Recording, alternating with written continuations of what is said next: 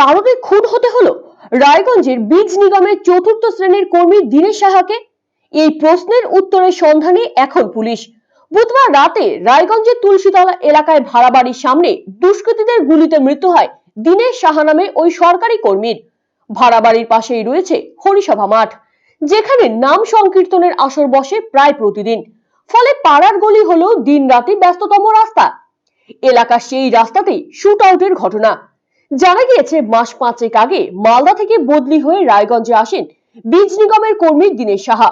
রায়গঞ্জের উকিলপাড়ার পৈতৃক বাড়ি থাকতেও দীনেশ বাবু ভাড়া থাকতেন তুলসীতলা এলাকায়। নিজের পৈতৃক বাড়ি থাকতেও কেন ভাড়া বাড়িতে থাকতেন দীনেশ সাহা? এখানেই খটকা তদন্তকারীদের। তাহলে কি পৈতৃক বাড়ির সম্পত্তির বিষয়ে কোনো বিরোধ কি তৈরি হয়েছিল? তার জেরেই কি এমন খুনের ঘটনা? প্রশ্নের উত্তর খুঁজছেন পুলিশের তদন্তকারী দল।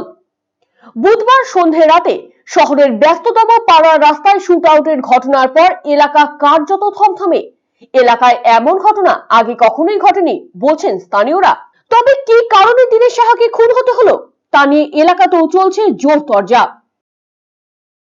বাড়িতে ছিলাম, বাড়িতে শুয়েছিলাম, ঠান্ডা লাগছে, তো ফটকে শুনি এরকম হরিসভা মাঠে গুলে গেলা হয়ে যায়। তা বেরিয়ে আসলাম, বেরিয়ে এসে দেখি যে এই সুবোধ দোকানের সামনে এরকম কত ডিম ছড়িয়ে আছে। আর আমাদের পাড়ায় ভদ্রমহিলা ইয়ে টিয়ে করেন, কীর্তন করেন ভদ্রমহিলা। তো ওনার হাজব্যান্ডকে নাকি এখানে গুলি করে দিয়েছে। কি নাম কিছু জানা না, ভদ্রলোকের নামটা ঠিক জানি না অতটা। হ্যাঁ, দীনেশ সাহা। দীনেশ ভদ্রলোক সিট কর্পোরেশন বোধহয় চাকরি করতেন শুনছি এখানটা এসে। পাড়ায় প্রথম এবং এরকম হয়নি, বা ভদ্রমহিলাকে কোনো কিছু শুনিনি এর।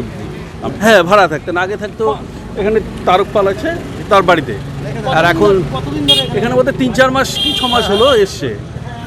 আমরা কিন্তু কেউ কিছু বুঝতে পারি, পাড়ার কেউ কিছু বলতে পারছে না কিন্তু যে এটা কি হলো ঘটনা। হ্যাঁ, নিশ্চয়ই আমরা আতঙ্কিত এরকম ঘটনা হওয়াতে।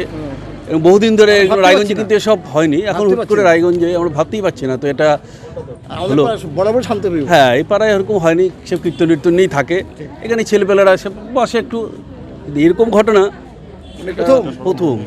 হ্যাঁ, আমার বাড়িতে কয়েক মাস ধরে ছিলেন উনি। তো আপনার উদয়পুর এগ্রিকালচার ফার্মে রাজ্য কৃষি বীজ নিগমের দপ্তর আছে, উনি ওখানে চাকরি করতেন। কয়েক মাসের একটু অল্প দেখাতে যেটা বুঝেছি যে উনি চুপচাপ আর কি মোটরসাইকেল নিয়ে আসতেন, বাড়িতে ঢুকতেন। হ্যাঁ, পরিবার আছে ওনার স্ত্রী এবং ওনার এক কন্যা। ওনার বয়স হবে 50-র কাছাকাছি। ঘটনা হচ্ছে যে আমাদের পার্শ্ববর্তী বাড়িতেই যে কালকে কালী পুজো হয়েছে, তার আর কি নেমন্তন্ন আমি খেয়ে দিয়ে এসে সবে আমি ঘরে ঢুকেছি, ঠিক আছে। তখনই আমারই পাড়ার এক ছেলে, আমার ভাই স্থানীয়, সে আমাকে ফোনে প্রথমে ডাকলো, ডেকে বললো যে একটু তাড়াতাড়ি নিচে আসো। তো আমি সেই শুনে তাড়াতাড়ি নিচে চলে এলাম। আসার সঙ্গে সঙ্গে শুনলাম যে এরকম একজন লোক এরকম রাস্তার উপরে পড়ে আছে, এর তোমার বাড়ি ভাড়াটায় নাকি দেখো, ঠিক আছে। তো আমি তো দেখে ওনার মানে চেহারা এবং জামা কাপড় দেখে তো মনে হলো যে আমার বাড়িরই বোধহয় সেই ব্যক্তি হবেন। তো এরকম তো আমাদের পাড়াতে ঘটনা এর আগে কখনো ঘটেনি, এতে আমিও মানে কি বলবো আতঙ্কিত। ঘটনার পর এলাকায় ছুটে আসেন অতিরিক্ত পুলিশ সুপার। এলাকায় তল্লাশি শুরু করেছে পুলিশ। খতিয়ে দেখা হয় এলাকার সিসিটিভি ফুটেজ। শীঘ্রই খুনের কিনারা হবে বলে জানিয়ে দেন অতিরিক্ত পুলিশ সুপার তন্ময় সরকার। লেভেল থেকে শুরু করে সবাই আমাদের যে প্রাথমিক কার্যকলাপ আছে সেটা করছি। আশা করছি খুব শীঘ্রই আমরা আততায়ীকে ধরে নিতে পারবো। স্যার, আশেপাশে সিসিটিভি ক্যামেরাও আমরা দেখতে পাচ্ছি, সেখান থেকে কোনো সূত্র পাওয়া যাবে আশা করি? আর সিসিটিভি ক্যামেরা এছাড়াও আমাদের বিভিন্ন জায়গায় নাকা চলছে, বা এগুলো আমাদের সম্পূর্ণ পার্ট আছে, এবং যা যা ইনভেস্টিগেশনের পার্ট আছে সবগুলোই আমরা করছি।